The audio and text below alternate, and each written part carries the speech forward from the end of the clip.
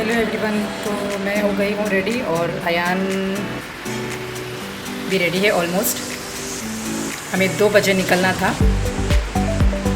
पहले भाई साहब ने अलग ड्रेसिंग किए थे, फिर वो जमी नहीं, फिर चेंज करना पड़ा। तो अभी ऑलमोस्ट रेडी है, सिर्फ उसके शूज़ पहनने के लिए हम लोग रुके हुए हैं। और सरप्राइज़ है आप लोगों के लिए, तो पूरा वीडियो लास्ट तक देखना। तो अयान भी रेडी हो गया फाइनली और फिर हम लोग निकल गए। हम लोगों को ऑलरेडी बहुत लेट हो गया था। उम्मीद कर रहे थे कि जल्दी जल्दी ट्रेन मिल जाए और हम लोग जल्दी जल्दी वहाँ पर पहुँचे, क्योंकि हमको रिटर्न भी आना था। ज़्यादा देर ना हो, ज़्यादा रात ना हो, ये सोचकर हम लोगों को घबराहट हो रही थी।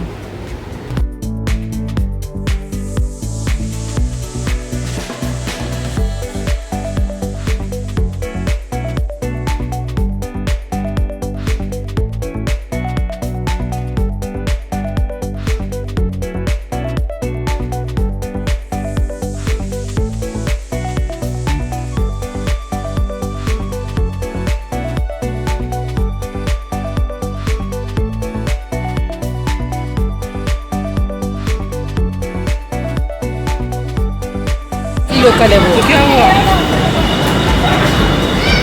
भाग भाग के आए, एसी लोकल है वो। सचिन तेंदुलकर मुझे कुछ देना चाह रहे हैं, क्या करूं, जाके ले लूं क्या?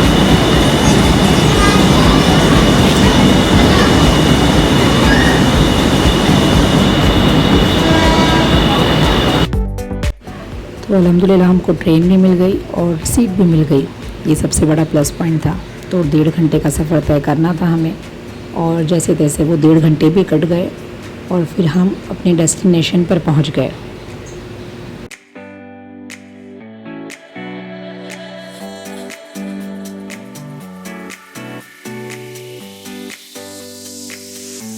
धूप इतनी ज़्यादा तेज़ थी कि हम लोग पानी की तलाश कर रहे थे, ठंडे पानी की। पानी तो सब जगह था मगर ठंडा कहीं नहीं था, क्योंकि इतने ज़्यादा लोग हैं और हर कोई बार बार पानी लेता रहेगा तो पानी ठंडा भी कैसे होगा। तो हमें पानी ही नहीं मिल रहा था और अयान जो है वो पानी से बेहाल था। उसके बाद हम एड्रेस ढूंढ रहे थे, जबकि सीधा ही रास्ता था, बट हमें पता नहीं था। क्या मस्त व्यू है पीछे।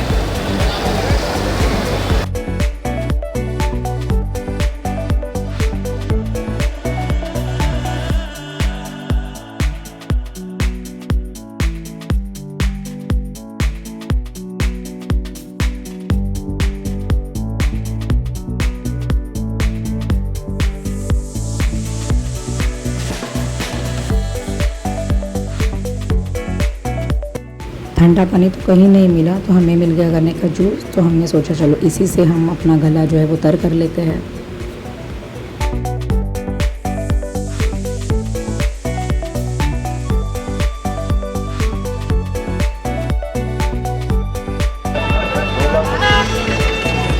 कितना हुआ पूछ?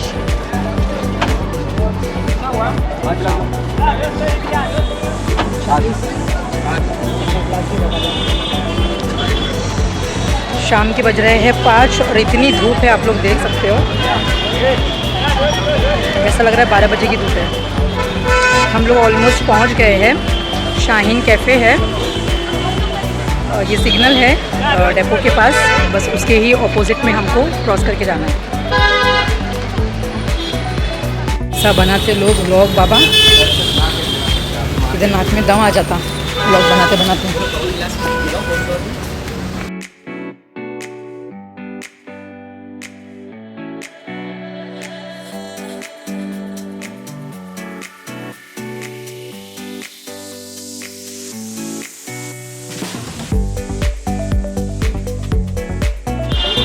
तो फाइनली हमको एड्रेस मिल गया। एक्चुअली मैं आई थी यहाँ पर बहुत टाइम पहले,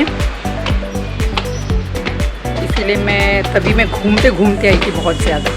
अभी मैं सीधा रास्ता पकड़ के आई हूँ। फर्स्ट फ्लोर, पुराने ज़माने की बिल्डिंग है, अच्छी लगती है ना, सीढ़ियाँ लकड़ी की।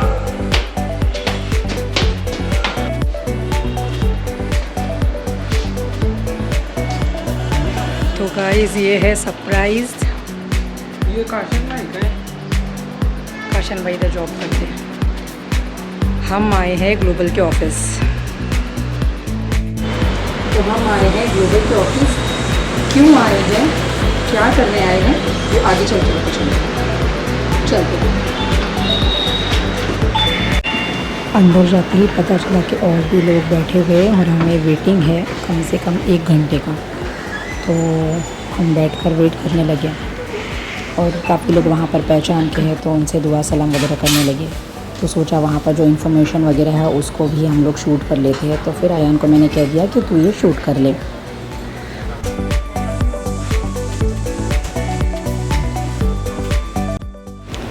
तो वहाँ पर मेहमानों के लिए चाय दी जाती है, तो हमें भी चाय का मज़ा लेने का मौका मिल गया।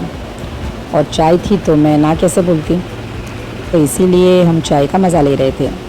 अब वहाँ जो काशान है जिसे आप देख रहे वीडियो में, बड़ा ही अच्छा बंदा है, पीआरओ का काम करता है वहाँ पर और पहचान है बहुत पुरानी। तो मतलब चाय वगैरह उसी ने हम तक ला कर दी, तो हम लोग मस्ती कर रहे थे उसके साथ। और फिर 1 घंटे का वेटिंग के बाद फिर हमें अंदर जाने का मौका मिला। वहाँ बात इतनी तफसील में हुई कि वो शूट करना पॉसिबल नहीं था। उसके बाद फिर वहाँ से निकले और आयान को बहुत ज़्यादा भूख लगी थी, तो फिर हमने सोचा कि चलो क्यों ना बर्गर किंग चले जाते हैं। ठीक है, तो फिर हमने वहाँ पर जाकर कुछ ऑर्डर कर लिया और जब तक ऑर्डर आ रहा था तब तक मैं शूट कर रही थी, क्योंकि मुझे शूट करना बहुत अच्छा लगता है। लेकिन थोड़ा सा मैं ऑकवर्ड फील करती हूँ कि कोई देख रहा है, क्योंकि आयान टोक रहा था, अम्मी देखो सब देख रहे हैं, अम्मी देखो सब देख रहे हैं करके, तो मैं थोड़ा सा फिर ऑकवर्ड हो रही थी। वरना मैं बिंदास इग्नोर करके शूट कर लेती हूँ। तो यहाँ पर आयान का चला था, ये लेना है क्या, वो लेना है। मैं बोल भी रही हूँ, आयान अगर ये वीडियो मुज़म्मिल ने देख लिया ना तो फिर ख़त्म। क्योंकि कैसा होता है कि मैं चाहती हूँ कि मेरे दोनों बच्चों को मैं बराबरी में रखूँ, किसी को कम खिलाऊँ, ज़्यादा खिलाऊँ, किसी एक को बाहर खिलाऊँ तो फिर वो मुझे फ़ील होता रहता है कि मैंने इसको खिला दिया दूसरे वाले को नहीं। और ये भी नहीं होता कि मैंने इसको खिलाया और इसको बोलूँ चुप रह तू बोलना नहीं, ठीक है। तो कभी ना कभी ये मस्ती चलती है दोनों की, तो दोनों एक दूसरे को बोल ही देते हैं, तो वो बात खुल ही जाती है। तो इसीलिए मैं रिस्क नहीं लेती। तो यहाँ हमने ऑर्डर जो किया वो ऑर्डर भी आ गया। इतने से पैकेट में वो फ्रेंच फ्राइज़ देते हैं, अल्लाह जाने किसका पेट भरता है उसके अंदर। ठीक है, बर्गर खा के ये एक गिलास वो पी लेते हैं ड्रिंक, तो उससे भर जाता है। तो हमारा खाना भी हो गया था, फिर हम वहाँ से निकले और इतना खूबसूरत नज़ारा होता है ना वीटी स्टेशन का कि बहुत मस्त लगता है। यानी वहाँ की जो लाइट्स वगैरह होती है वो भी बहुत अच्छी लगती है। लोग ऐसा रखते हैं ना कैमरा ऐसे।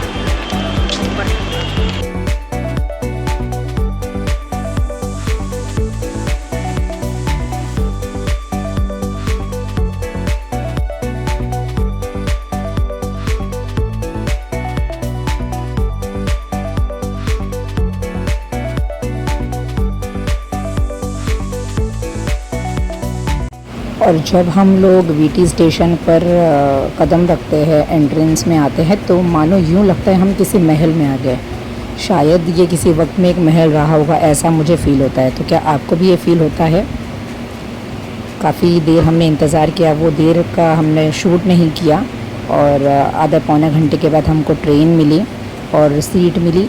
वीटी स्टेशन था तो सीट मिलना ज़रूरी था, मगर हमारे जो थोबड़े का जो स्ट्रक्चर जो हो गया था ना वो पूरा हिल गया था। इतना पसीना चेहरे पर, आयान के भी देखो कितना पसीना है। और जैसे तैसे वो 1.5 घंटा कटा और फिर हम लोग मुम्ब्रा पहुँचे। फाइनली हम लोग पहुँच गए मुम्ब्रा, हमारे गांव में।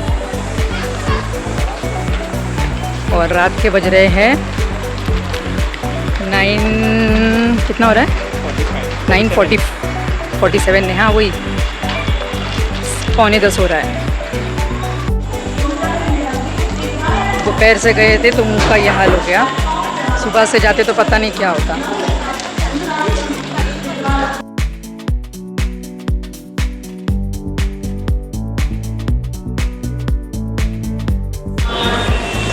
अभी मुम्ब्रा की एक बहुत बड़ी बीमारी है कि रात के वक्त यहाँ पर रिक्शा मिलती नहीं है। अब देखो कितना टाइम लगता है यहाँ पे।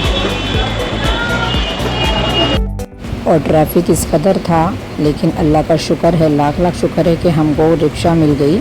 और आप लोग देख सकते हैं वीडियो में भी कि ट्रैफिक किस कदर है। लग रहा था कि पता नहीं कब पहुँचेंगे, कितना टाइम लगेगा। और ये हो रहा था कि जल्दी घर आ जाए, बस कैसे भी करके घर आ जाए जल्दी। गाइस अभी पहुँची हूँ घर, बज रहे हैं 10:20 और अब तो एडिटिंग होगी नहीं।